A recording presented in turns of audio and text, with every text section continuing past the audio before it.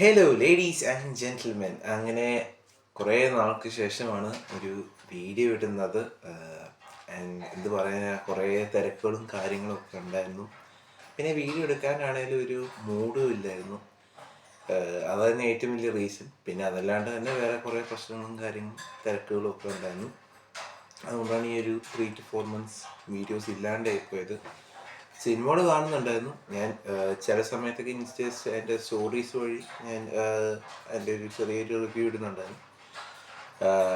അപ്പോൾ അതൊക്കെ യൂസ്ഫുൾ ആയിരുന്നു എന്ന് ഞാൻ വിചാരിക്കുന്നു. സോ അപ്പോൾ ഇന്ന് ഞാൻ കുറേ നാശേഷമാണ് ഈ വീഡിയോ എടുക്കുന്നത് തന്നെ. ആൻഡ് എന്തെങ്കിലുമൊക്കെ മിസ്റ്റേക്ക് ഉണ്ടെങ്കിൽ പ്ലീസ് ടു ഫോർഗിവ് മീ എന്ന് പറഞ്ഞുകൊണ്ട് ഞാൻ തുടങ്ങുന്നു. ഞാൻ കണ്ട സിനിമ ഭയം ഭക്തി ബഹുമാനം. ആൻഡ് ഇതൊരു one of the most anticipated movies of this year ആണ് ഫ്രം മലയാളം. ആൻഡ് സിനിമ എങ്ങനെയാണെന്ന് വെച്ചാൽ ട്രെയിലറൊക്കെ കണ്ടപ്പോൾ എനിക്ക് സത്യം പറഞ്ഞാൽ നല്ല ഹൈപ്പായിരുന്നു. പക്ഷേ ആ പാട്ട് ഇറങ്ങിയപ്പോൾ പിന്നെ ഹൈപ്പ് പതുക്കെ ഇറങ്ങി. As A song conveys hype ഇറങ്ങിപ്പോയി. പക്ഷെ എന്നാലും ആ ഒരു പ്രതീക്ഷ ഉണ്ടായിരുന്നു. ലാലേട്ടൻ ദിലീപ് കോംബോ സംഭവം പരിപാടി എങ്ങനെ ഉണ്ടാവും എന്ന് ഒന്ന് അറിയാൻ വേണ്ടി ഒരു ആകാംക്ഷ ഉണ്ടായിരുന്നു. ആൻഡ് ഈ സിനിമ എങ്ങനെ ഉണ്ടാകുമെന്ന് ചോദിച്ചാൽ ഒരു കുഴപ്പമില്ലാത്ത ആയിപ്പോയി. അത് കുഴപ്പമില്ലായിരുന്നു എന്നല്ലാണ്ട് എനിക്കൊരു ഭയങ്കര പരിപാടി എന്നൊന്നും പറയാനില്ല. ബിക്കോസ് ഒന്നാമത്തെ റീസൺ, ഈ സിനിമ ബോറടിക്കുകയോ ഒന്നുമില്ല. സിനിമ മോശമാണെന്നൊന്നും ഞാൻ ഒരിക്കലും പറയത്തില്ല. എനിക്ക് ആസ് എ ഫാൻ എനിക്ക് എൻജോയ് ചെയ്യാനുള്ള എല്ലാം ഉണ്ടായിരുന്നു. പക്ഷേ still I am not that satisfied.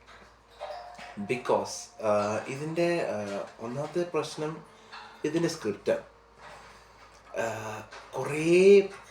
കുറേ ലൂസ് എൻസ് ഉണ്ട് അവിടെ ഇവിടെയൊക്കെ ആയിട്ട്. എനിക്കൊന്നും അവിടെ കണക്റ്റ് ആവുകയോ ഫിഗർ ഔട്ട് ചെയ്യുകയോ ഒന്നും പറ്റുന്നില്ല.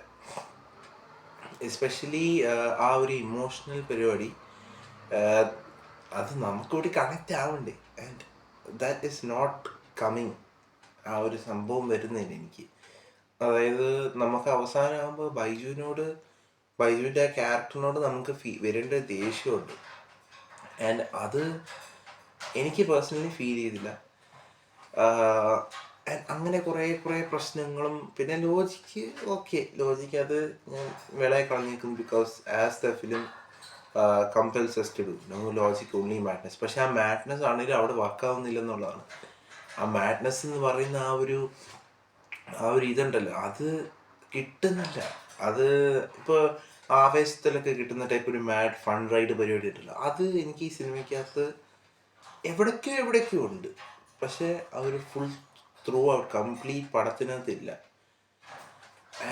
അതാണ് ഈ സിനിമയുടെ ഏറ്റവും വലിയ പോരായ്മയായിട്ട് എനിക്ക് തോന്നിയത്. പിന്നെ പോസിറ്റീവ്സിലേക്ക് വരികയാണെങ്കിൽ ഇതിൻ്റെ DOP ആർമോ എന്ന് പറയുന്ന മനുഷ്യനാണ്. ഞാൻ ആദ്യമായിട്ട് അങ്ങനെ പേര് കേൾക്കുന്നത് തന്നെ.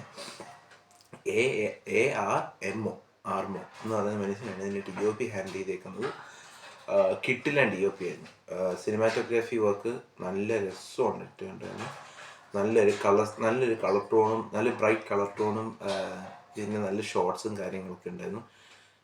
പിന്നെ ഇതിൻ്റെ എഡിറ്റിംഗ് വർക്ക് രഞ്ജൻ എബ്രഹാമാണ്. അതറിയാലോ, ഒരു ക്ലാസിക്കാണ്. രഞ്ജൻ എബ്രഹാം ഒരു മാസ്റ്ററാണ് ഈ പരിപാടിയിലൊക്കെ, പണ്ട് തൊട്ടേ ഉള്ളൊരു മനുഷ്യനാണ്. നല്ലൊരു ഫാസ്റ്റ് പേസ് പടം, നല്ല ഫാസ്റ്റ് പേസാണ്. അതായത് നമുക്ക് ബോറടിക്കുക വെച്ചാൽ ഒട്ടുമില്ല. ഓക്കെ, നല്ലൊരു ഫാസ്റ്റ് പേസ് കട്ടിലൂടെ പോകുന്നൊരു നല്ല ഡ്യൂറേഷൻ നമ്മളെ ഫീൽ ചെയ്യാത്ത 2.5 മണിക്കൂറുണ്ട് ഏകദേശം ഈ സിനിമ. അതിൻ്റെ ആ 2.5 മണിക്കൂർ നമുക്ക് ഫീൽ ചെയ്യാതെ ഇരിക്കാൻ വേണ്ടിയുള്ള എല്ലാ കാര്യങ്ങളും അത് കുത്തിക്കെറ്റിയിലുണ്ട്. നല്ല രീതിയിൽ തന്നെ പേസിങ് ഇഷ്യൂ എനിക്ക് ഫീൽ ചെയ്തിട്ടില്ല.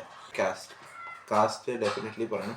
ദിലീപേട്ടൻ, പിന്നെ ലാലേട്ടൻ, പിന്നെ ബൈജു ചേട്ടനുണ്ട്, ബാലു വർഗീസ് ഉണ്ട്. പിന്നെ ഇതിൻ്റെ റൈറ്റേഴ്സായ നൂറിൻ ഷെരീഫും ഉണ്ട്, ഫഹീമും ഉണ്ട്.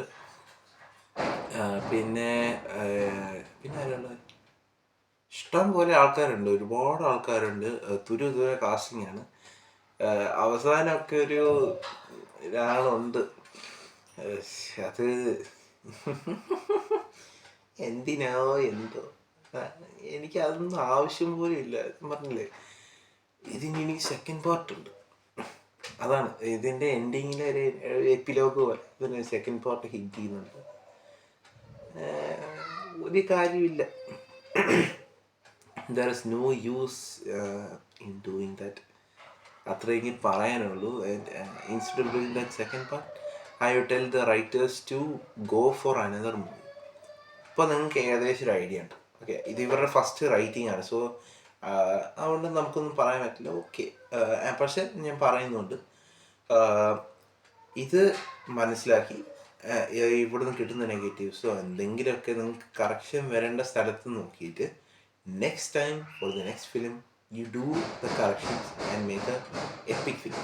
ആൻഡ് നിങ്ങൾക്ക് പറ്റും. കാരണം ഈ സിനിമയ്ക്കകത്ത് തന്നെ, ഈ സിനിമയ്ക്ക് ഒട്ടും പോരായ്മ ഇല്ലെന്നല്ല ഞാൻ പറഞ്ഞത്. അതായത് it had A very good potential. ആ ഒരു മേക്കിംഗ് ക്വാളിറ്റിയിൽ ഇടയ്ക്ക് VFXൻ്റെ ചെറിയ പ്രശ്നം വന്നിട്ട്, ഈ ബ്ലാസ്റ്റും പിന്നെ ചെറിയ VFXൻ്റെ അവിടെ ഇടയ്ക്ക് പ്രശ്നമാണ്. പക്ഷെ അല്ലാണ്ട് ഒരു കംപ്ലീറ്റ് നല്ലൊരു പ്രൊഡക്ഷൻ ക്വാളിറ്റി തന്നെ പോകുന്ന ഒരു സിനിമയാണ്. ഇതിൻ്റെ മറ്റേ വെപ്പൺസ് പരിപാടിയും പിന്നെ ആക്ഷൻ കൊറിയോഗ്രാഫിയും നല്ലതായിരുന്നു. എസ്പെഷ്യലി എനിക്കതിനകത്ത് ഏറ്റവും ഇഷ്ടപ്പെട്ട ആക്ഷൻ കൊറിയോഗ്രാഫി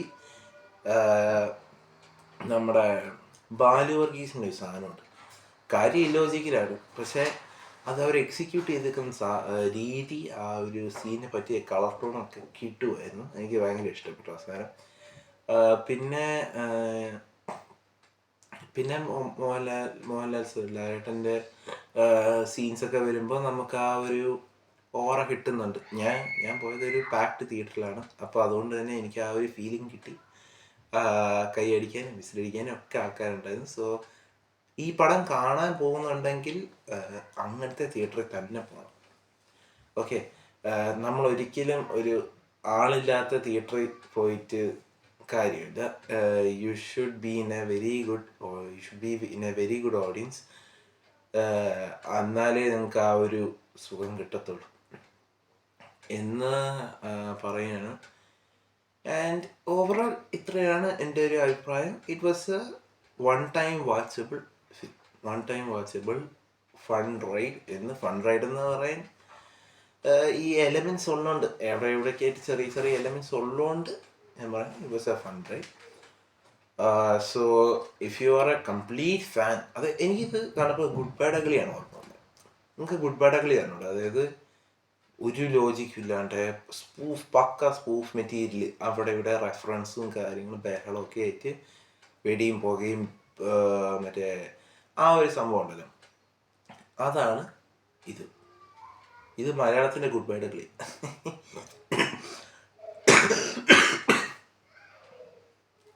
ഇത് മലയാളത്തിൻ്റെ ഗുഡ് ബൈ അഗ്ലിയാണ്. അത് മനസ്സിൽ വെച്ചിട്ട് ഉണ്ട് സിനിമ എന്ന് പറഞ്ഞ് ഞാൻ പോകുന്നു. Until the next video, bye guys.